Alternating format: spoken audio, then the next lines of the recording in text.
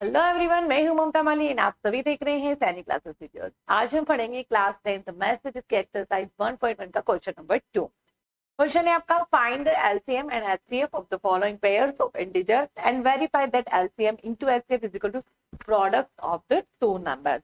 देखो, इंट्रोडक्शन में मैंने अपना सब कुछ बताया कि एलसीएम क्या होता है, एचसीएफ क्या होता है। ठीक है, यहाँ पे मैं वापस बताऊंगी। सबसे पहले आपको दो डिजिट दी है 26 एंड 91। तो सबसे पहले आपको क्या करना है, दोनों के प्राइम फैक्टराइजेशन करने हैं।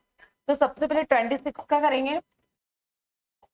26 क्या होगा, सबसे पहले 2 से स्टार्ट करते हैं। 2 2 वन सा 2 2 3 सा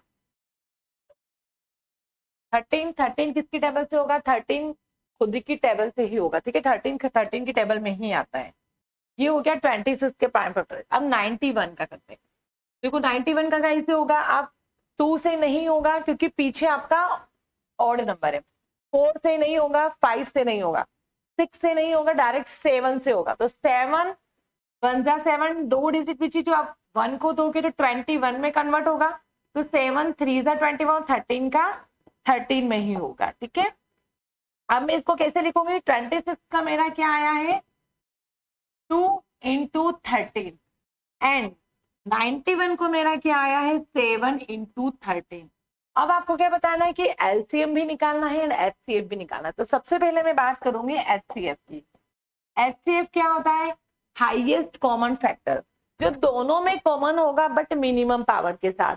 अब मिनिमम पावर का मतलब क्या हुआ, अगर यहाँ नोट करोगे आप 2 कितनी बार है या 1 बार है तो 2 की पावर में 1 कर देती हूँ। ठीक है, एक ही बार है। 13 कितनी बार है, एक ही बार है, तो 13 के ऊपर पावर 1 कर देती हूँ। अब यहाँ पे नोट करना, 7 कितनी बार आया था, 7 एक ही बार है तो 1 पावर। 13 मेरा 1 बार है, 1 पावर। ठीक है, अब मैंने क्या बोला, एचसीएफ क्या होगा, जो दोनों में कॉमन होगा बट मिनिमम पावर वाला। दोनों में कॉमन कौन है आपका, 13 जो है दोनों में आ रहा है। 13 दोनों में आ रहा है, बट मैंने क्या बोला, मिनिमम पावर। और पावर दोनों की सेम है, यानी कि आप कोई सा भी 13 उठा सकते हो। यानी कि दोनों में कॉमन होगा बट मिनिमम पावर के साथ, यानी कि 13। एचसीएफ क्या निकला मेरा, 13 एचसीएफ आ गया। अब मुझे निकालना है एलसीएम। एलसीएम क्या होगा, जो दोनों में कॉमन होना है वो तो आपको लिखना ही है। ठीक है, जो दोनों में कॉमन है वो तो लिखना ही है, साथ में जो बाकी के बचे हैं उनको सारों को लिखना है। ठीक है, एलसीएम वो होगा जो दोनों में कॉमन है, वो मैंने लिख दिया है, जो दोनों में कॉमन था वो लिख दिया है। ठीक है, और बाकी जो बचे उन सबको लिखना है। जब आप एलसीएम कैसे निकालोगे, 13 इंटू 26, 26 यहाँ पे जब इन दोनों का मल्टीप्लीकेशन करोगे तो 26 इंटू 7 कितना आएगा एलसीएम आपका, 26 इंटू 182।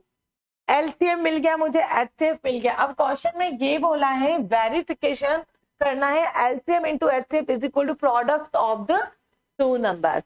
ठीक है, तो यहाँ पे मैं लिखूंगी एचसीएफ, यहाँ पे पहले लिखेंगे LCM into HCF is equal to product of the two numbers.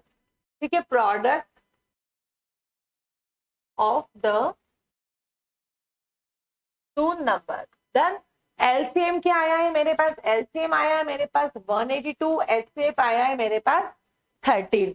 और प्रोडक्ट ऑफ टू नंबर्स कौन से होंगे आपके, जो डिजिट क्वेश्चन में आपको दी है, 26 इंटू 91। जो 182 एंड 13 का मल्टीप्लीकेशन करोगे तो आपके पास आएगा 2366। और यहाँ पे जब आप इन दोनों का मल्टीप्लीकेशन करके आप चेक कर सकते हो। ठीक है, दोनों के सेम आंसर आएगा, यानी कि जो क्वेश्चन था वो बिल्कुल इक्वल, यानी कि सही, वेरिफिकेशन आपका सही है। अगर यहाँ पे आपका आंसर अलग अलग आता है तो आपका आंसर कहीं ना कहीं गलत है। ठीक है, आई होप इसका पहला पार्ट आपको समझ आया होगा। नेक्स्ट पार्ट नेक्स्ट वीडियो में करेंगे।